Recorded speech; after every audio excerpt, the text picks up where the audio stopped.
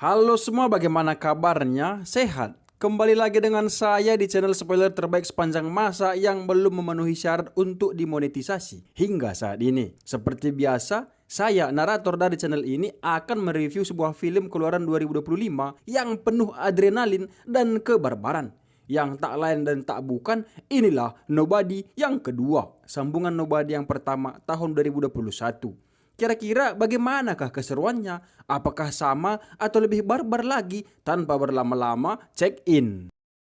Diawali dengan si Hutch yang keadaan babak belur bersama satu ekor anjing sedang diinterogasi oleh dua agen yang bertanya siapa sebetulnya Hutch ini. Namun seperti yang sudah-sudah, Hutch hanya menjawab dengan nobody. Dan film pun mulai.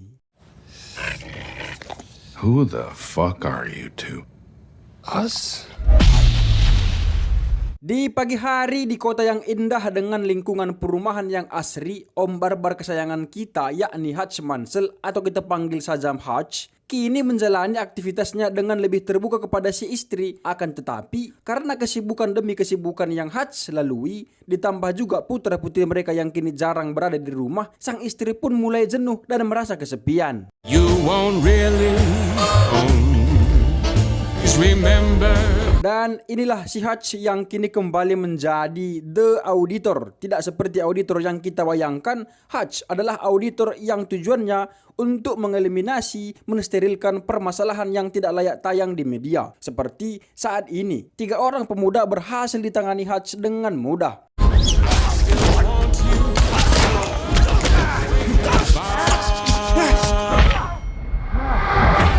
Yang setelah selesai, Hutch pun mengabari istrinya kalau dirinya akan telat pulang dan tidak boleh menunggunya, kira-kira begitu.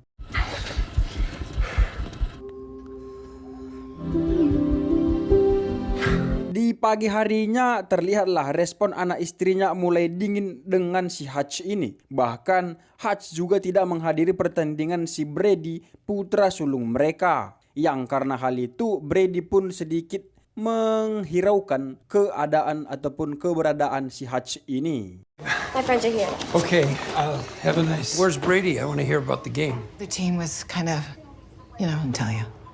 Very busy day. Hutch pun sadar akan kesalahan dan sikapnya yang tidak hadir sebagai figur ayah maupun menjadi suami di keluarga tersebut. Sehingga Hutch berjanji akan menyediakan makan malam dan juga membuat jadwal liburan mereka di musim panas ini. Namun Hutch belum tahu kemana, tetapi istri Hutch bernama Rebecca tidak berharap banyak akan janji Hutch tersebut dan berlalu pergi. Summer breaks in just a few days. Make a plan and I'll tell you tonight. I'll make lasagna. Sure. Never mind. Singkat cerita, Hutch kini berada di sebuah hotel untuk melakukan pekerjaannya. Misi Hutch kali ini adalah untuk merebut sebuah kartu dari seseorang ahli komputer yang dikawal ketat oleh 3 orang yang berpengalaman. Hutch pun mengikuti mereka masuk ke dalam lift. Dan di dalam ruangan lift yang sempit inilah, Hutch harus bertarung dengan 3 orang tersebut. Seperti yang kita ketahui, Hutch bukanlah bapak-bapak konvensional pada umumnya. Beliau dengan mudah menangani 3 pengawal tersebut juga berhasil merebut si kartu yang dimaksud.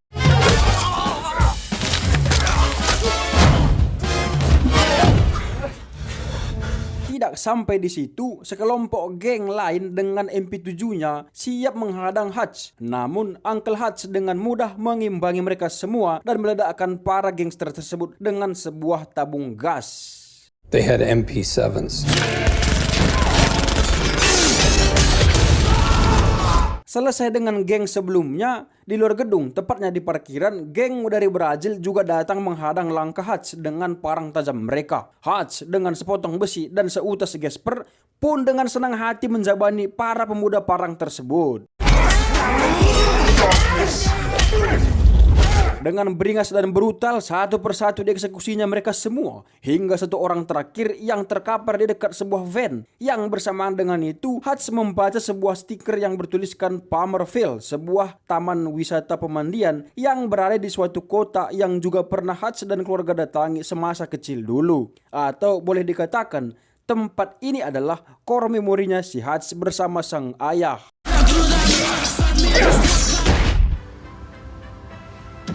Setelah menyelesaikan misi tersebut, Hutch kini bertemu dengan The Barber untuk menyerahkan hasil misi sebelumnya, yakni kartu yang dimaksud. Dan di sini jugalah kita ketahui alasan Hutch kembali menjadi auditor atau kembali aktif dalam dunia tembak-menembak ini adalah karena 4 tahun lalu saat Hutch membumi hanguskan uang saham Opsa yang dipimpin oleh Victor yang kejadiannya ada di film pertama, yang mana ternyata uang-uang tersebut adalah uang orang-orang penting di dunia kriminal di universe si Hutch ini. Hingga semua itu menjadi hutang Hutch. Dan karena tak sanggup membayar, Hutch pun mengabdi ke The Barber. Sehingga utang-utang Hutch yang senilai 30 juta dolar itu dibayar dengan setiap misi yang dikerjakan Hutch seperti sebelumnya. Bahkan saat ini baru terbayarkan 8.000 USD, setengahnya saja pun belum. Lanjut. Brings you 800 grand. How much more do I owe?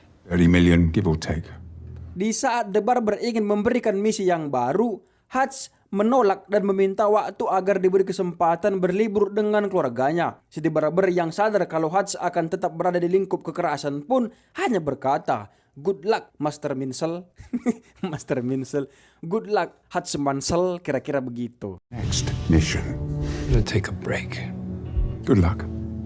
What do I need luck for? This job is in your nature. Singkat cerita, Hutch pun sudah sampai di rumahnya dan menunjukkan video iklan jadul Plummerville kepada keluarganya. Melihat iklan jadul tersebut, si istri sempat tak yakin. Namun Hutch pun meyakinkan mereka semua dan si istri akhirnya setuju, begitu juga dengan kedua anaknya. It's still a place. Yeah, it's all there. I checked. It's the We hotel. need to spend more time together as a family. Tidak hanya mereka, sang kakek tercinta juga turut hadir dalam liburan keluarga ini. Bring in Grandpa? We're bringing Grandpa. Singkat cerita, mereka kini sampai di tujuan, yakni Plummerville, dan langsung mengemasi barang-barang bawaan mereka ke hotel yang sudah dipesannya. Namun, sang kakek memilih tidur sendirian di pondok tua di tengah hutan. Hutch, I think the kids are too old to share. All sleep in the old lodge. We're gonna have my room. Thank you. Setelah dari hotel, Hutch dan keluarga pun langsung pergi ke pemandian yang dimaksud. Namun sayangnya, taman air tujuan mereka harus tutup karena suatu insiden. Dan sebagai kompensasi, keluarga Hutch mendapatkan kupon makan di sebuah restoran cepat saji. Closed. Sorry. There's an incident. What coupon for hot dogs? Yang saat Hutch sedang mengantri untuk mengambil pesanan, tiba-tiba dia melamun mengingat masa kecilnya dulu bersama saudara angkatnya bernama Harry. Yang hal tersebut membuat satu orang polisi merasa terganggu. Hutch sempat meminta maaf, namun si polisi yang sombong nan songong ini malah mengintimidasi Hutch. Dia belum tahu siapa Hutch ini. Gitu kira-kira. Sorry, I was just thinking. It's not polite to eyeball. Do something wrong? I don't know. Beberapa saat kemudian, pesanan mereka pun sampai. Hutch dan keluarganya pun memakan hidangan. Mereka juga dapat kupon wahana permainan arcade atau Time Zone. Wait and look what we got on for the arcade. Getcha. Can I see All it? right. Dari restoran cepat saji sebelumnya, Hutch dan keluarga pun bermain di wahana arcade yang dimaksud sebelumnya. Terlihat si kakak atau bernama Brady ini mampu bermain dengan baik, bahkan berhasil mengumpulkan tiket yang banyak. Yang bersamaan dengan itu, ada beberapa gadis remaja memperhatikannya. Brady yang menyadari pun memberi sebagian tiket yang dihasilkannya pada 3 gadis remaja tersebut. I won. So, you guys want some tickets? Yang ternyata satu di antara 3 gadis remaja tersebut adalah pacar dari pemuda lokal. Si pemuda lokal yang cemburu pun menghampiri dan mengejek si Brady. Pemuda lokal juga mengusir Brady dari tempat tersebut. Namun Brady menolak. Si pemuda lokal pun merebut dan merusak boneka sang adik, sehingga inilah yang terjadi. Ya, Brady dengan mudah menghajar si pemuda lokal. Akan tetapi karena keributan tersebut juga, si penjaga wahana berbadan besar ini harus turun tangan melerai pertikaian tersebut. Namun terlihat si penjaga seolah menyalahkan Brady, yang hal tersebut membuat Hutch ingin menghajarnya. Namun keburu ditahan oleh sang istri tercinta bernama Rebecca. Get out of here right now! Well, he's starting shit. So it's all over this place. If you don't get... Yeah, we are gonna. We're leaving. Hutch pun mencoba mendengarkan dan mengikuti perkataan sang istri. Namun si penjaga berbadan besar ini dengan nekat berani memukul sang putri tercinta tepat di depan mata Hutch. Badger! Leave it. Ouch! Dan ya, ayah mana yang tak marah? Ayah mana yang tak mendidih darahnya melihat putri kesayangannya dipukul oleh orang lain tanpa kesalahan apa-apa? Demikian jugalah Hutch. Dia yang seharusnya sudah sampai di rumah, tiba-tiba kembali masuk dan menghajar seluruh penjaga di wahana tersebut, termasuk si penjaga berbadan besar sebelumnya, tanpa ampun, dan juga memukul kepalanya beberapa kali.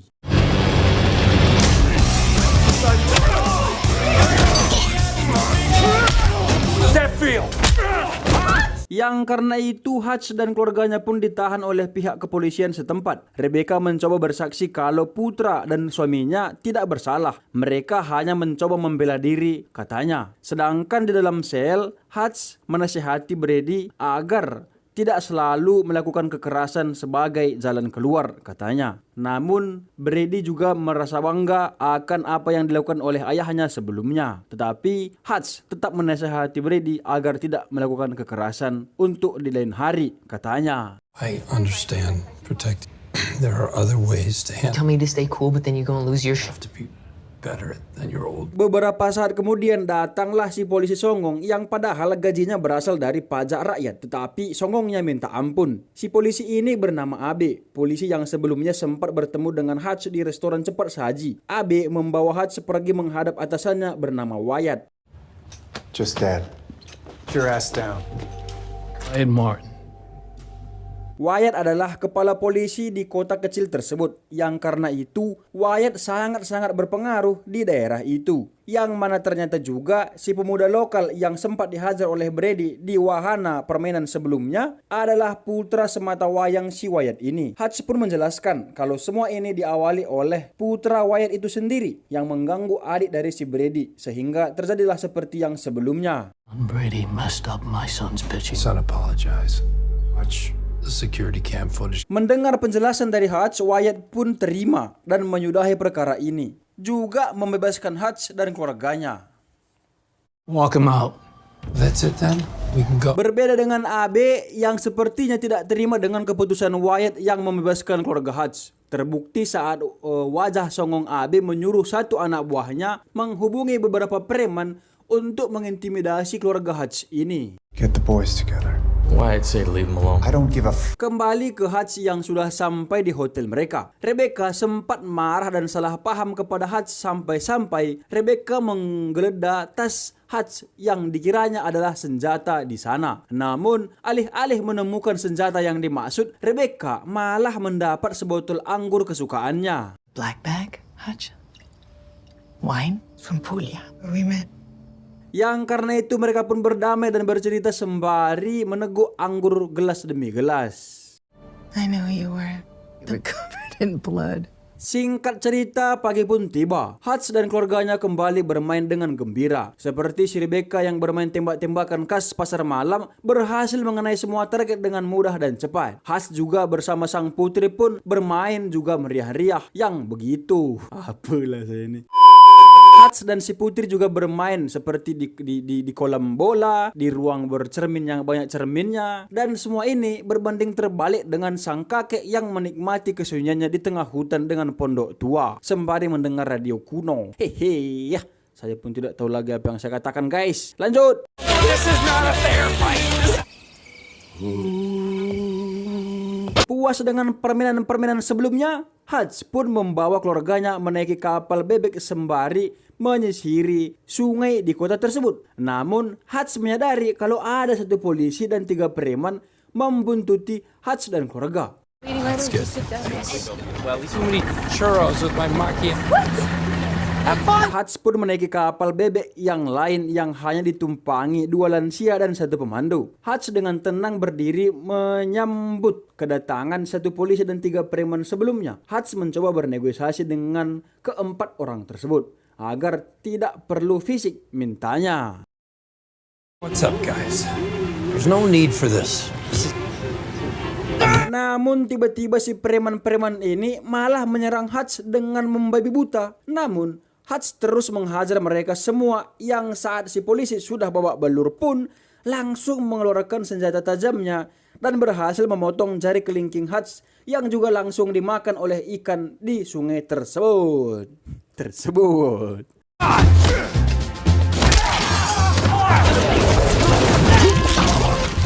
Talk to me, okay? Yang bersamaan dengan itu, satu preman berhasil menghantam si Hutch hingga jatuh dari perahu. Preman yang babak belur pun langsung memaksa si polisi agar membayar mereka 2 kali lipat dari harga perjanjian awal karena merasa ditipu dengan informasi kalau Hutch bukanlah siapa-siapa. Memang sih Hutch ini bukan siapa-siapa, tapi kan bukan berarti dia gampangan atau gampang diintimidasi gitu ya kan. Memanglah dia nobody, tapi kan bukan berarti dia nggak bisa mengkulkul. Yang terbukti Hutch kembali muncul dengan menghajar mereka semua tanpa ampun.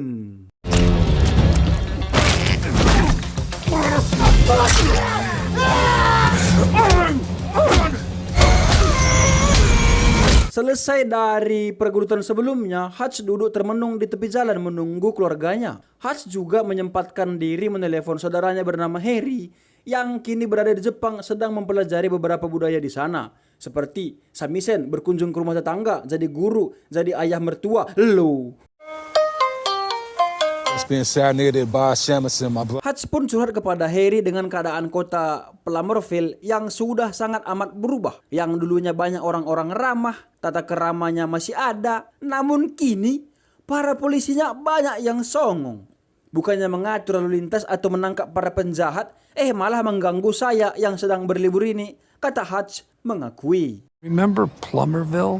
Plummerville just isn't as friendly. Harry pun menjelaskan kalau Plummerville adalah jalan belakang yang artinya jalur penyelundupan segala sesuatu yang dilarang oleh undang-undang negara seperti alkohol, narkoba, senjata api, dan lain-lain. Bahkan, para polisi setempat disinyalir bekerja sama dengan organisasi penyelundupan yang dimaksud tersebut. Hutch yang ingin mendapatkan informasi yang lebih akurat dan pasti pun menelepon si The Barber. Dan ya, memanglah betul kalau Plummerville adalah jalur masuk barang-barang yang dilarang sebelumnya. The Barber juga menyebutkan sebuah nama pemimpin organisasi tersebut, yakni Lendina, yang sangat kejam juga tidak segan-segan menghabisi orang yang mengganggu bisnisnya. You heard of it? Drugs, guns, viruses. Where does the buck stop here? Possibly an individual, Lendina. Kita berpindah ke tempat lain di suatu gudang, yakni gudang penyimpanan seluruh aset Lendina, seperti uang, senjata, kimia, yang dijaga oleh polisi setempat, yakni Wyatt. Dan benar seperti yang dikatakan Harry sebelumnya, kalau para polisi memiliki hubungan kerjasama dengan sindikat Lendina ini. What's in the blinking thing? That's gonna land Lendina on Interpol's top. Guys here just in case there's any more trouble.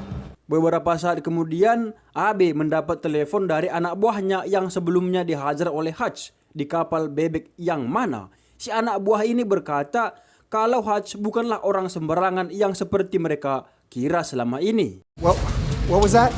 It's just some tourists. They crashed her, okay? It beat everybody.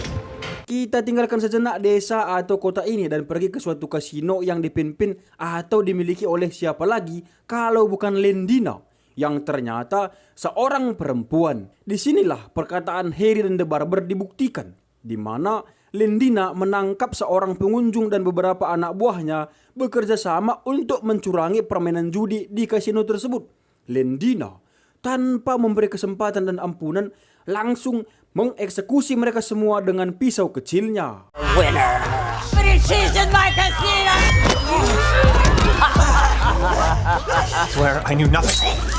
Mungkin kalian berkata, wajar sih, namanya juga penipu, koruptor, pencuri yang suka menindas rakyat kecil, ya harus dilenyapkan. Lah, no, tidak brother. Lendina dengan dingin menyuruh anak buahnya menghabisi seluruh pengunjung yang tak bersalah lainnya untuk menghilangkan saksi mata. Hanya menghilangkan saksi mata loh. Padahal kan si Lendina ini punya uang, tinggal dibayar, atau mereka ini kan jahat, diintimidasi gitu, nggak usah dihabisi. Tapi karena sebegitu dinginnya si Lendina ini, ya dihabisi semua saksi-saksi yang mungkin bisa menghancurkan bisnisnya. Gitu bro. Lanjut. Leave no witnesses, burn it down.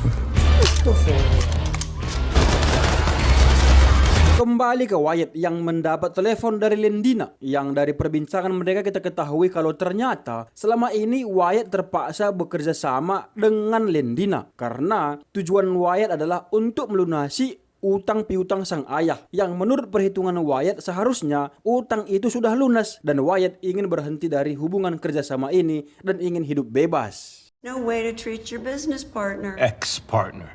This debt is all paid up.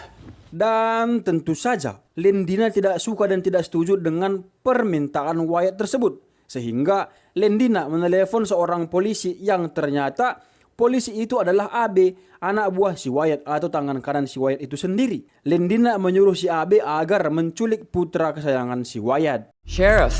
Just call me Abel. Who he works for. Then that really matters to him. Sejenak kita ke keluarga Hutch, yakni istri dan putra-putrinya yang sedang berada di hotel. Beberapa saat kemudian, si kakek pun datang menjemput mereka yang tujuannya untuk mengamankan keluarga ini. Karena sang kakek sadar kalau Hutch Mansell akan menghadapi suatu organisasi yang berbahaya, yakni organisasi si Lendina sebelumnya. Your dad's running late. Come with me. Talk to Hutch. Talk to me. Gotta move. Entah bagaimana caranya, tiba-tiba saja di gudang sebelumnya, Abe sudah berhasil menculik putra manja si Wyatt ini. Bahkan, beberapa orang anak buah Lendina sudah datang ingin membawa si putra Wyatt tersebut menghadap Lendina. Big shipment, but it's spoiled son. Here is the special. Sedangkan Hutch yang akan menuju gudang tempat Abe berada sembari belajar cara menyampaikan perkataan perdamaian agar kelompok Abe tidak mengganggu liburan keluarganya. Namun, sesampainya di gudang yang dimaksud, Hutch malah mengancam mereka dengan akan membakar gudang tersebut beserta seluruh isinya. Abe yang takut dengan Lendina pun langsung menyetujui permintaan Hutch agar tidak lagi mengganggu liburan keluarganya. I could torch this money and go up in a flash. We'll have to answer to Lendina. So then what the fuck do you want? Break. A break. Leave me and my family alone. Get the fuck out of here. Setelah yakin dengan perkataan si Abe, Hutch pun keluar. Yang bersamaan dengan itu, tiba-tiba putra Wyatt keluar dari van dan mencoba melarikan diri. Hutch yang melihat kejadian tersebut pun hanya diam tak peduli karena tidak ingin terlalu jauh memasuki urusan orang lain. Fucking pick him up.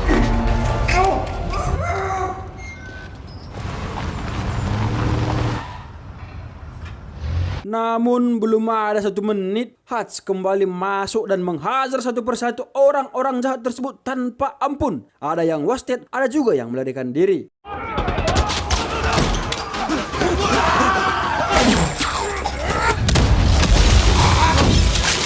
Hingga Abe seorang yang tersisa. Hutch pun melepaskan tembakan peringatan yang tak sengaja mengenai lampu. Sehingga percikan si lampu-lampu ini malah jadi penyulut api dan membakar seluruh isi gudang tersebut sampai habis. Dan kita sudah tahu akhir dari kejadian ini. If I rule. Dari kejadian sebelumnya, dari kejadian yang tidak disengaja itu, kita pun paham apa yang dimaksud oleh The Barber di sebelumnya. Yang mana kata The Barber, kalau kekerasan, pergelutan, perbarbaran, pengeksekusian, tembak-menembak adalah dunia si Mansell ini. Dunia si Hutch Mansell ini. Istirahat itu enggak ada di dunianya. Istirahat itu adalah tartur-tarter. Begitu maksud si The Barber bro. Dan itu terbukti di sini. Padahal kan dia hanya memberikan tembakan peringatan agar si Abe tahu siapa si Mansell ini, siapa si Hutch ini gitu. Tahu-taunya malah membakar seluruh isi gudang. Yang mana itu akan membuat si Lendina marah kan peperangan gitu bro. Lanjut. Kabar kejadian di gudang yang membakar semua aset Lendina dengan cepat sampai padanya. Yang tentu saja Lendina sangat-sangat marah dan langsung mencari tahu siapa pelakunya dan siapa Hutch ini. Namun dari semua anak buahnya tidak ada yang tahu, tidak ada yang kenal siapa Hutch. Yang mereka tahu Hutch hanyalah bapak-bapak biasa yang sedang liburan di kota tersebut bersama keluarganya. Abe sebagai informan Lendina juga memberitahukan kalau Hutch dan keluarganya belum pulang dari kota tersebut. Was blown up by, I know who the fuck you are, but you crossed. Checked out of the hotel. Kembali ke Hutch yang beberapa hari tak pulang, tiba-tiba datang ke pondok tempat keluarganya mengamankan diri sembari membawa putra Wyatt bernama Max. Max dan Brady pun langsung berbaikan. Si kakek langsung paham dengan apa yang dihadapi oleh Hutch beberapa hari ini dan tetap mendukung Hutch dengan sepenuh hati. You staying for the night? I still got some heavy lifting to do. Dan tiba-tiba Rebecca muncul. Rebecca sempat memarahi Hutch akan semua kejadian ini. Hutch yang sadar kalau dirinya tak bisa lepas dari kebarbaran ini walau satu hari saja, meminta agar Rebecca meninggalkannya saja. Namun Rebecca, istri yang baik hati juga begitu cantik dan menawan, memahami keadaan Hutch ini, juga memaafkannya dan menyuruh Hutch untuk secepatnya menyelesaikan pergaduhan ini, juga harus kembali dengan selamat tanpa kekurangan suatu hal apapun. Becca, I'm not asking. Then you're my guy. Then I'll fix that shit. Setelah menjelaskan kejadiannya kepada si istri, Hutch pun menemui Wyatt untuk mengajak Wyatt bekerja sama secara mereka punya musuh yang sama. Namun Wyatt sempat salah paham karena mengira Hutch lah yang menculik si Max anaknya. Hingga Wyatt pun menyerang Hutch tanpa mendengar penjelasan Hutch dahulu. What the hell are you still doing in my town? He's okay. That's what my son. No, you don't understand. Namun setelah Hutch mengatakan kalau Max aman bersama anak-anaknya pun, Wyatt mulai tenang juga mau menolong Hutch setelah tahu kalau Hutch membakar seluruh aset berharga Lendina. Burn the money.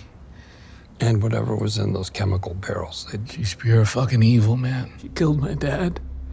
Wyatt juga berkata kalau Lendina akan membakar seisi kota karena kejadian ini. Maka dari itu, Wyatt pun langsung mengosongkan area pemandian dari para pengunjung yang tujuannya untuk menghadapi kedatangan Lendina ini. Tidak hanya itu, Wyatt juga melihatkan beberapa unit senjata tua yang masih layak untuk digunakan. Not sure if any of it still. I wouldn't. For repairs. Hey, we just got you. So you're gonna get a free refund. Let's go. Merasa persenjataan sebelumnya tidak cukup, Hutch dan Wyatt pun membuat jebakan di tiap-tiap sudut dan tempat-tempat strategis di area pemandian tersebut. Tidak hanya mereka, si Charlie, adik Hutch, juga ayah Hutch datang menolong mereka semua.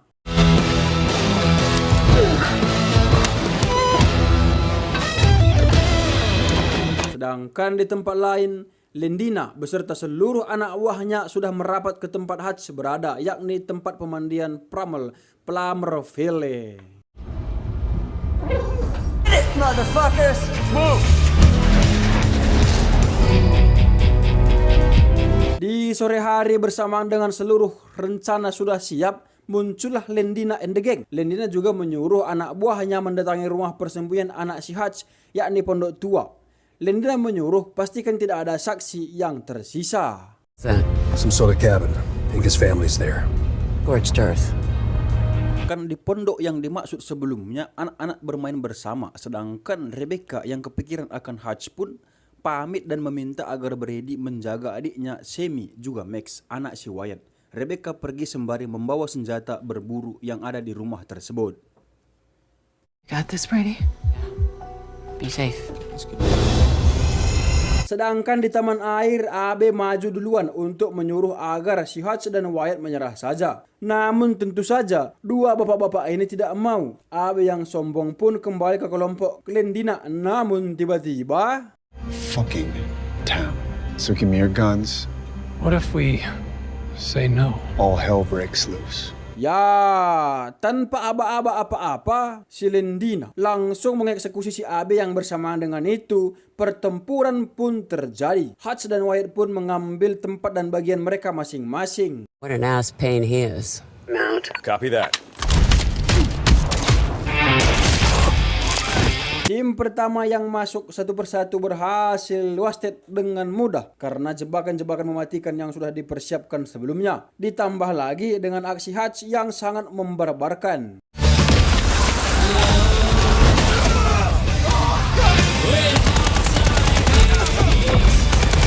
Tidak hanya Hutch, Wyatt juga penuh dengan aksi, seperti berhasil meledakkan beberapa penjahat, menusuk para penjahat, dan lain-lain.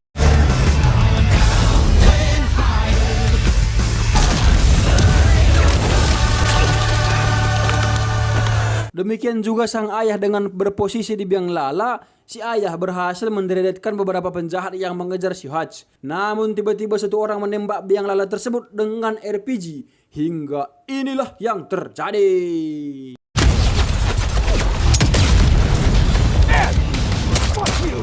Di tempat yang lain, di pondok tua, ajudan Lendina dan beberapa anak buahnya sudah merapat ke area pondok. Dan di tengah-tengah gelap tersebut tiba-tiba satu persatu anak buah si ajudan hilang ditarik sesuatu seperti pada cuplikan ini. Whoever's in there, never leave. Tebak siapa yang menarik? Ya, ternyata sebelumnya Hutch meminta agar Charlie melindungi keluarganya. Yang ternyata juga selama ini di Jepang, Charlie tidak hanya menjadi guru ataupun tetangga pergi bekerja. Namun Charlie juga mempelajari tradisi lain seperti ninja dan samurai. Seperti yang kita ketahui ataupun kita lihat sebelumnya.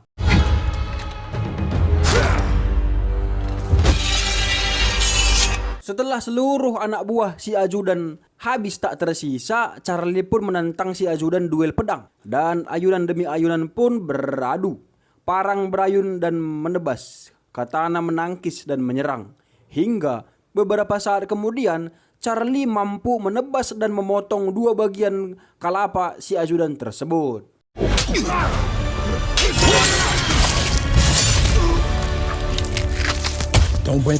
Yang tak disangka-sangka dan tiba-tiba juga satu keroco berhasil masuk ke dalam gubuk. Namun untungnya Brady sudah siap siaga dan berhasil melumpuhkannya. Yang hal itu membuat Charlie merasa bangga dengan keponakannya. What's up, nephew? All to be proud of you, Brady. Kembali ke Hutch dan Wyatt, yang setelah mereka berhasil menghabisi sebagian besar anak buah Lendina, pun akhirnya berhadapan dengan dua wanita pengawal pribadi si Lendina, yang mana ternyata juga si dua wanita ini sangat ahli dalam bidangnya, yaitu pergelutan, sampai-sampai membuat Hutch kewalahan, dan beberapa saat kemudian pun Hutch berhasil dilumpuhkan.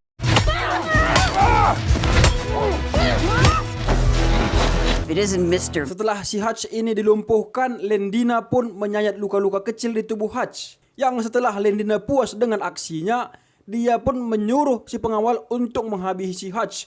Namun tiba-tiba...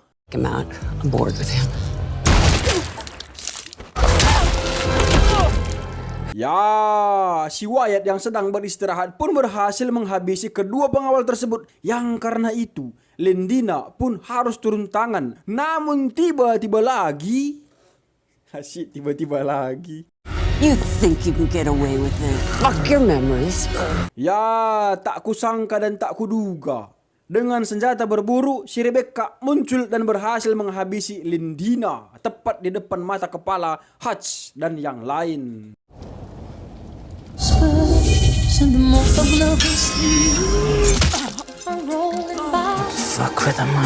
Di tengah-tengah sekaratnya, Lendina memberi perintah terakhirnya kepada seluruh sisa anak buahnya agar menghabisi keluarga Hutch ini. Namun si kakek yang sempat pingsan kembali sadar dan meledakkan seluruh bom yang mereka sudah siapkan sebelumnya. Sehingga seluruh area pun terbakar. Wyatt, Hutch, Rebecca selamat setelah melompat ke dalam kolam, sedangkan seluruh penjahat habis terbakar. Yang artinya keributan dengan geng Lendina sudah selesai.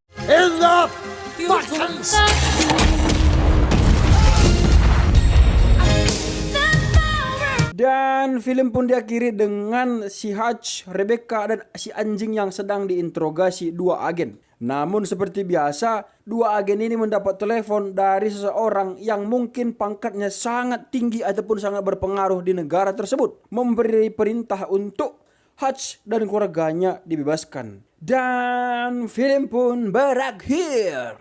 Sir, I cannot do that. You're free to go. Get the keys. Hutch, after this vacation.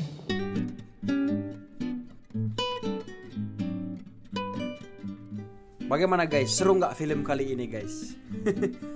Tapi menurut saya sih guys ya, film yang Nobody kedua ini kayak kurang apa ya, kurang seru gitu dah. Tidak tahulah kenapa. Yang pertama itu kan emosi kita, penasaran kita dibangun gitu ya kan.